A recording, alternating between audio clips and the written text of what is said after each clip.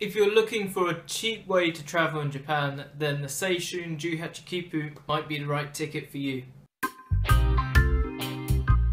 If you're coming to Japan from another country and you're on a tight schedule, then I'd recommend the Japan Rail Pass, which is reasonably expensive but great value when you consider that it allows you to travel on the Shinkansen. However, if you already live in Japan, then you cannot buy the Japan Rail Pass. The Seishinju Hachikipu is therefore a great option if you already live in Japan or you're coming from abroad but you want a cheaper option.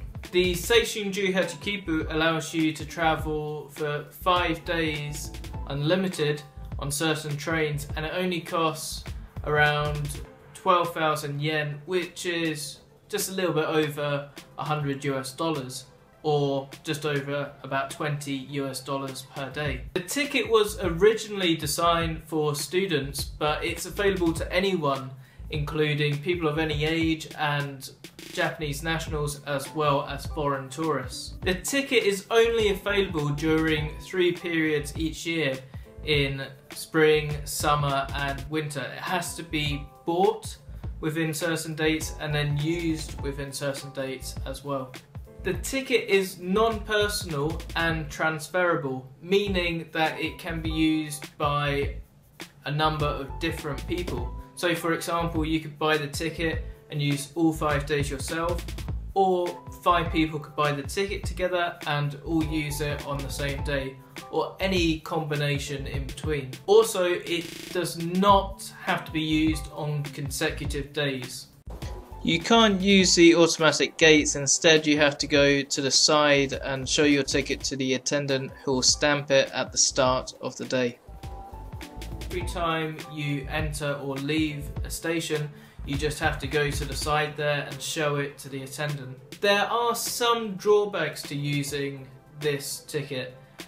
For example, there are a number of different train companies in Japan, but this ticket is only valid with JR trains. Secondly, it can't be used on any fast trains. This ticket is not valid for Shinkansen bullet train services, it's not valid for express services or limited express. So that means you're limited to using local trains and also rapid trains. It's also valid on the JR ferry to Miyajima, as well as buses, JR buses on the Sanriku coast. This does mean it can be pretty slow. So last year I travelled from Tokyo to Osaka and it took around 13 hours and I had to change trains 6 times. So yeah, not the quickest, considering that if you were to take the Shinkansen it would take around 2.5 hours. So if you're coming to Japan just for a short amount of time and also you've got the money to spend, then definitely get the Japan Rail Pass. But if you already live in Japan, or you're planning on coming to Japan but you're on more of a budget, then I'd recommend maybe looking into the Seishunju Hachikipu. If you enjoyed the video, please like and subscribe to the channel, and also if you have any questions, please post them below. Thank you.